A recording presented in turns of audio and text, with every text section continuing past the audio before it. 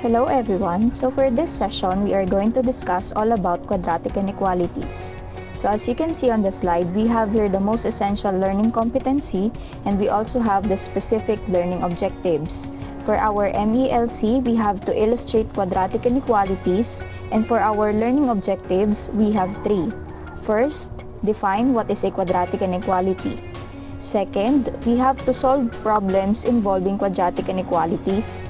And third, plot the solutions of a quadratic inequality in a number line. Let's have first the definition of a quadratic inequality. So a quadratic inequality is an equality that can be written in the standard form as ax squared plus bx plus c is greater than 0, wherein a should not be equal to 0. Because if a will be equal to 0 and we multiply it to x squared, therefore this will be 0, or the quadratic term will be equal to 0, leaving the linear term bx plus c. Therefore, it will not be a quadratic inequality anymore. This will be a linear inequality. So there are certain symbols that can be used. So we have here the greater than symbol, the less than symbol, the less than or equal symbol, or the greater than or equal symbol. So all of those can be written in its standard form using our four symbols for inequality, wherein the values of a, b, and c, so those are our real numbers or the numerical coefficients. So for the values of x, we have here the solution set.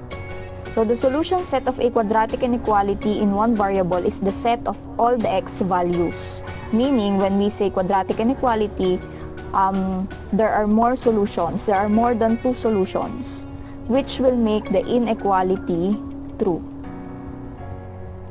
Let us proceed on discussing our first example.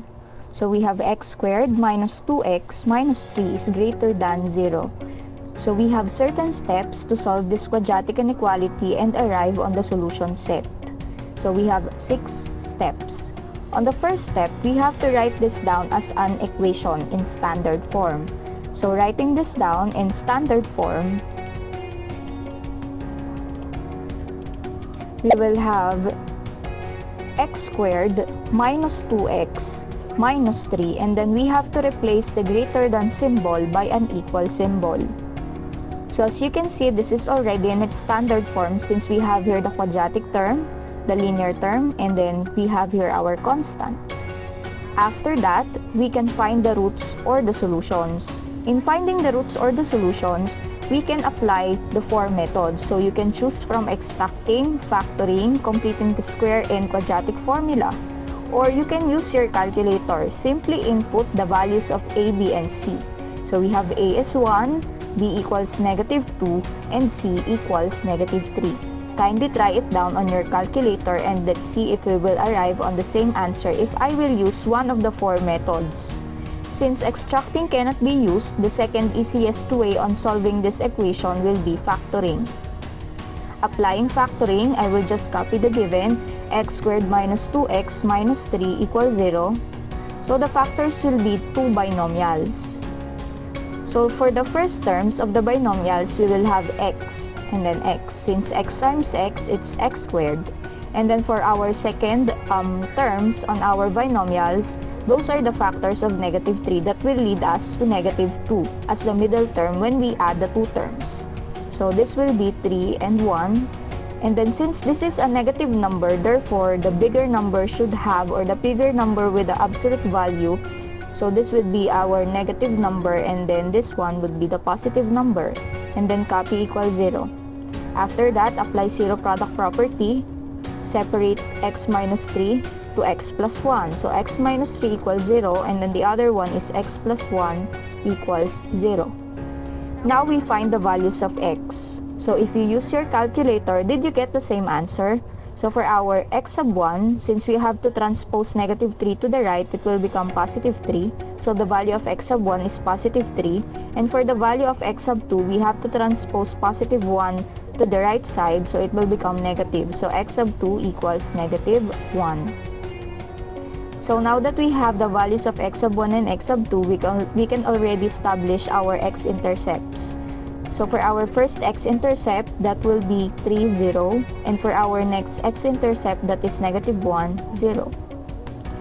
Now that we have found out our x-intercepts, we have to plot them in a number line. Since we are just going to plot the x values, no need to write or no need to draw a Cartesian plane, just a number line. Since we have to plot it in the x-axis. So in plotting the points in a number line, we have to consider two categories. So if the symbols are greater than or less than, we have to use a hollow dot. If it is greater than or equal or less than or equal to, there comes the time that we use the solid dot to indicate that the number or the x-intercepts are indicated or included in our solution set. So for this, we have greater than symbol, so therefore we have to use the hollow dot.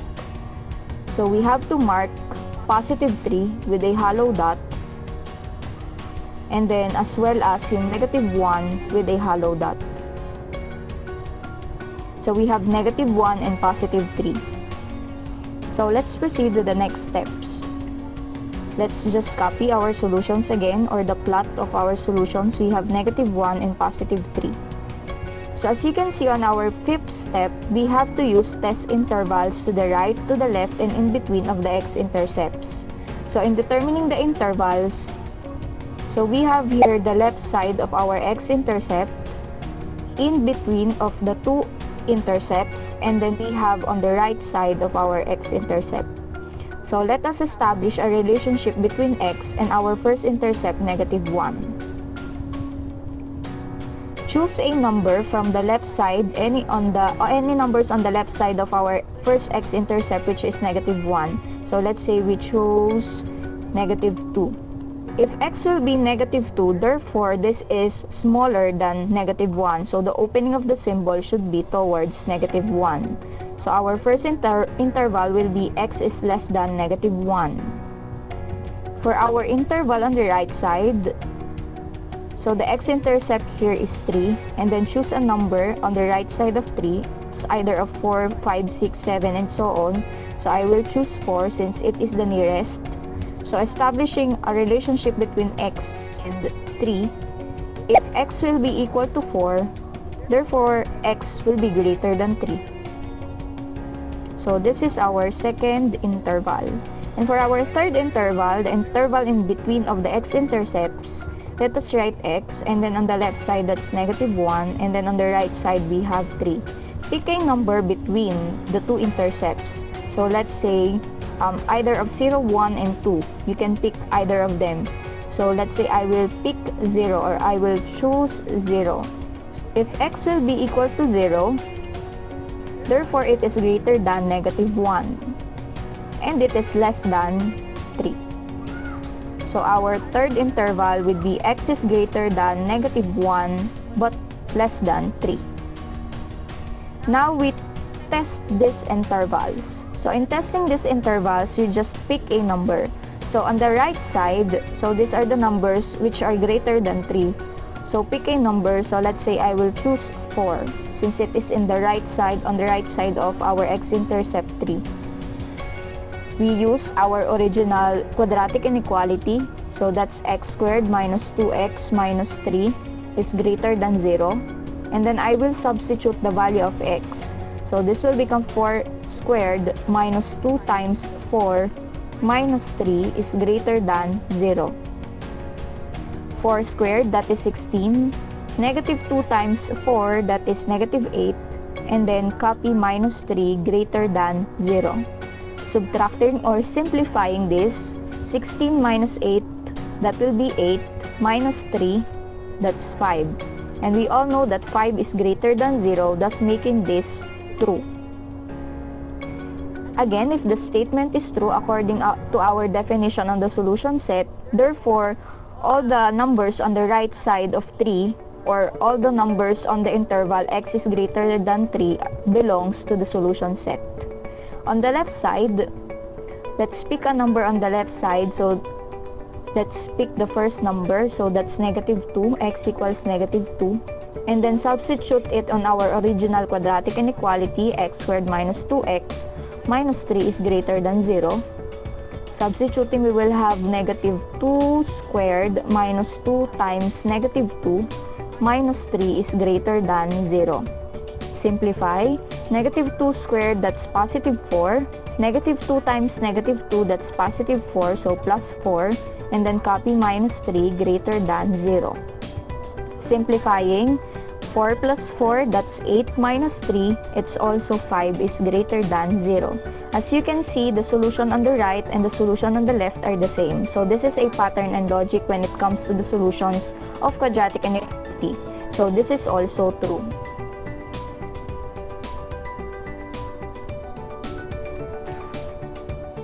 Since we already have solved the right and left, so these are the partners.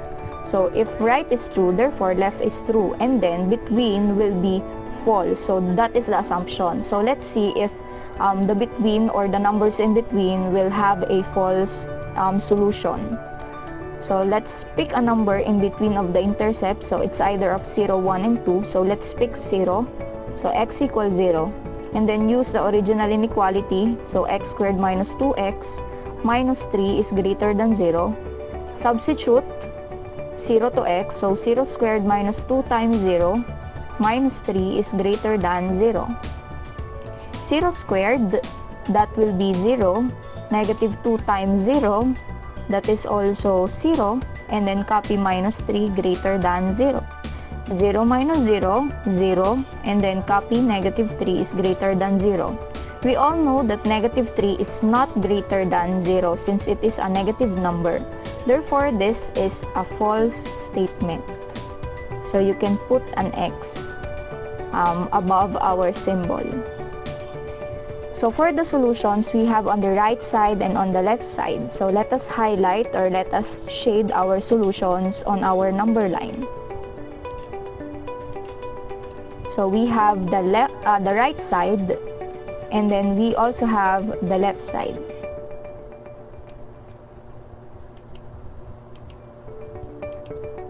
After that, we have to proceed with our solution set. In writing our solution set, we usually use our set builder notation. So it will be a brace or bracket, brace, and then we have x and then a line. So this is read as x such that, and then we copy all those intervals that appear to be true. So we have x is less than negative 1, and then the other one will be x is greater than 3. And then write a closing brace. So we can also write this solution set as x such that, and then we put x on the middle, and then we have here negative 1 on the left side, and then we have positive 3 on the right side, close brace. And then establishing the symbols, when it comes to x and negative 1, the opening should be on negative 1. So we do the same, although the positions are not the same, but our symbol, the opening should be on the number that is greater. So when we have x and 3, so the opening should be on x. So just copy. So now we have our second way of writing the solution set, which is x such that x is less than negative 1 but greater than 3. So that is for our example 1. Let's move forward with our example number 2. For our example number 2, we have here x squared plus 6x is less than 0. So again, write this one as a quadratic equation. So this will be x squared plus 6x equals 0. So let us find the roots of these equations. So in finding the roots, you can use your calculator or either of the 4 methods. So let's use factoring. So we will have x times the quantity. So we will have a monomial and then a binomial factor. So to find the binomial factor, we simply divide. Since x is our common monomial factor, x squared divided by x, that's x. And 6x divided by x, that's positive 6. And then copy equals 0. So now let's perform the zero product property, x equals 0, and then the other one is x plus 6 equals 0. Finding the values of x, so the other one or x sub 1 is 0, and then x sub 2 will be equal to negative 6 since we have to transpose positive 6 to the right. So x sub 2 equals negative 6. Now the intercepts are 0, 0, meaning it will pass through the origin, and then the other one is negative 6, 0. Now we are going to plot this in our number line. So in plotting this, we consider our categories. Since our given is less than, or the symbol is less than, we have to use the hollow dot again. So let's plot the points. That's 0 and negative 6. Remember, 0 and negative 6 with hollow dot, meaning those intercepts are not included in our solution set. So again, let us copy the points to be plotted. So that's 0, and then we have negative 6. So we have 3 intervals on the left side of the first intercept, which is negative 6, on the middle or in between of negative 6 and 0, and on the right side of 0. Establishing our intervals, let's say we have here x and then we have negative 6. We pick a number on the left side of 6 or negative 6, so that's negative 7, and we all know that negative 6 is greater than 7. So our first interval, that's x is less than negative 6. So those are the numbers negative 6, negative 8, and so on. So for the right side of 0, so we have to pick a number on the right side. So let's say x is 1. So 1 is greater than 0. So we can say that the numbers 1, 2, 3, and so on, those are the numbers or x is greater than 0. So for the middle, we will have x, and then on the right side we have 0, and on the left side we have negative 6. So let's say we pick a number in between, that's negative 3. If x will be negative 3, it is greater than negative 6, but it is less than 0. So this is our third interval. Now let us test these intervals. On the right side, let us pick a number. So the first number is 1, so we use 1, x equals 1. Use our original inequality, which is x squared plus 6x is less than 0.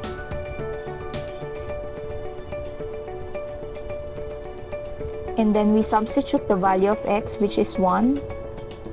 1 squared plus 6 times 1 less than 0.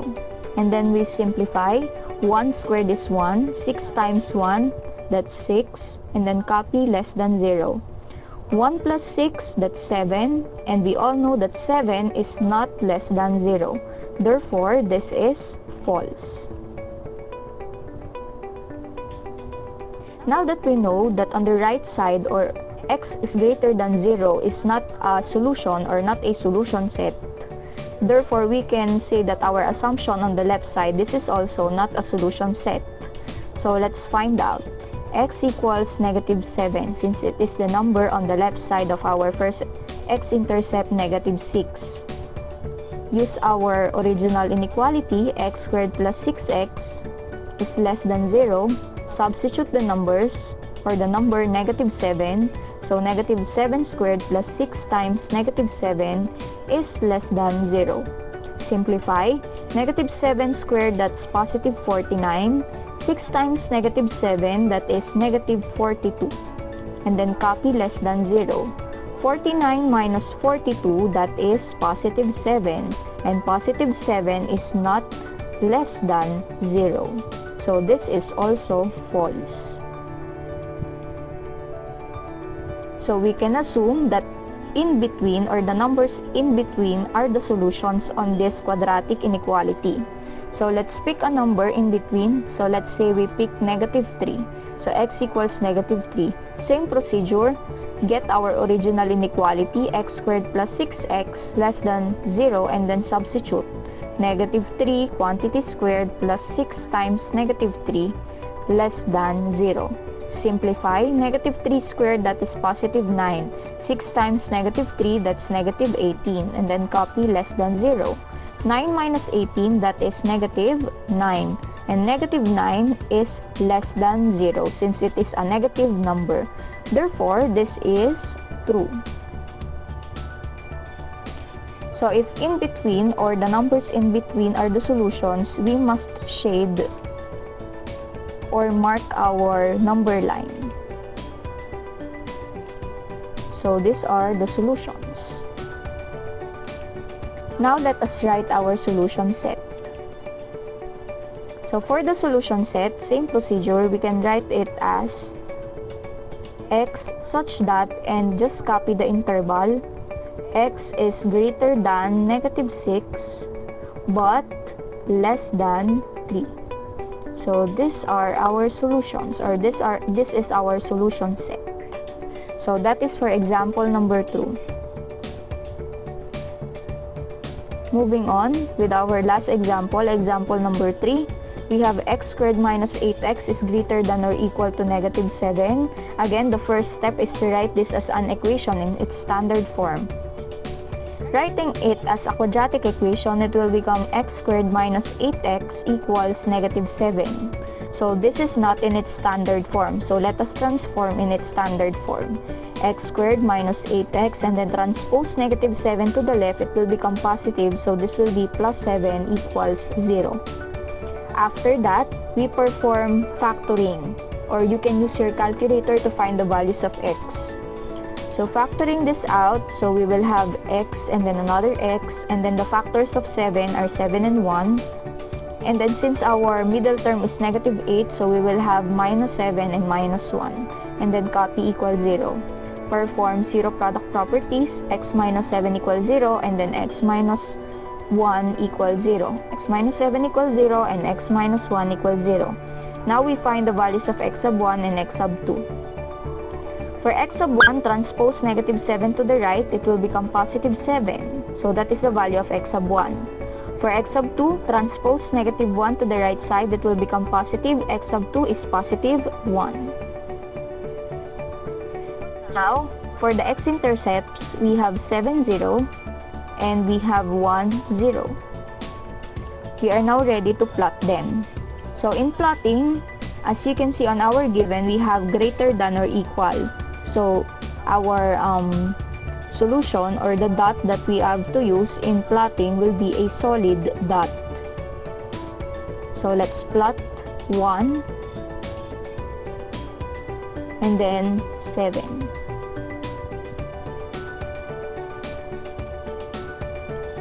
So we have 1 again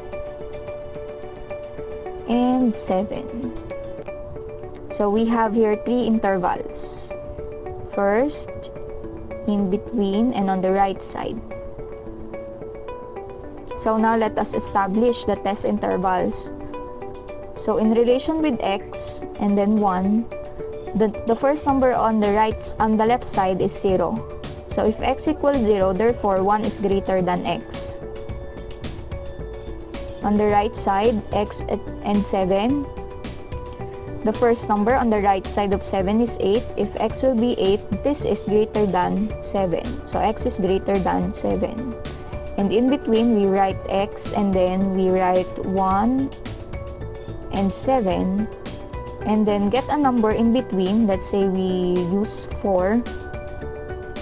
So if x equals 4, this is greater than 1 and less than 7.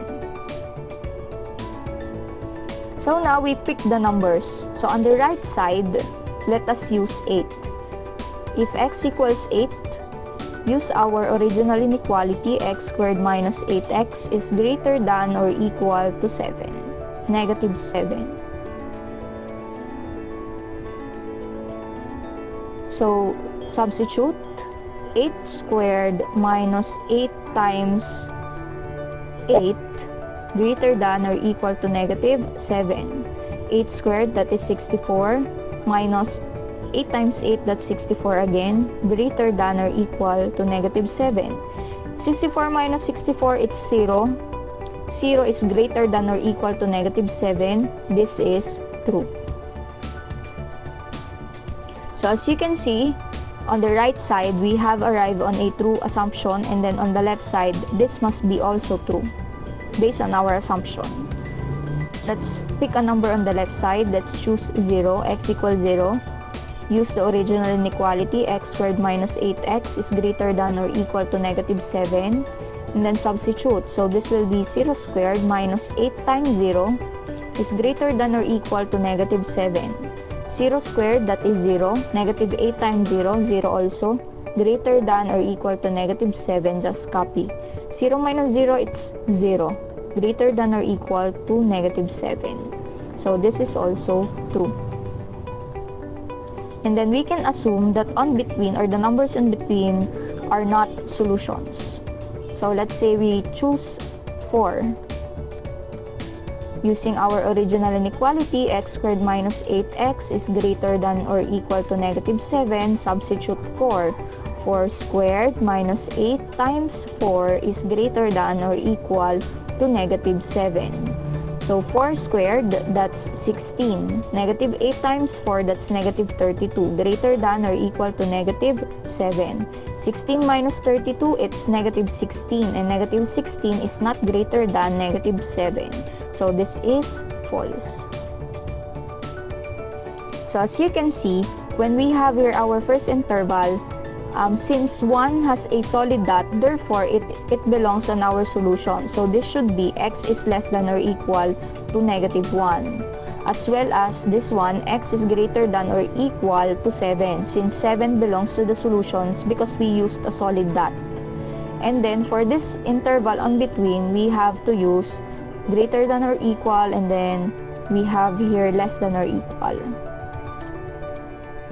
Since the solutions are on the right side and on the left side, let us shade or mark it in our number line.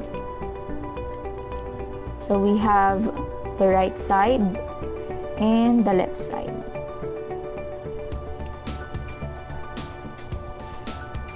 So now let us have the solution set.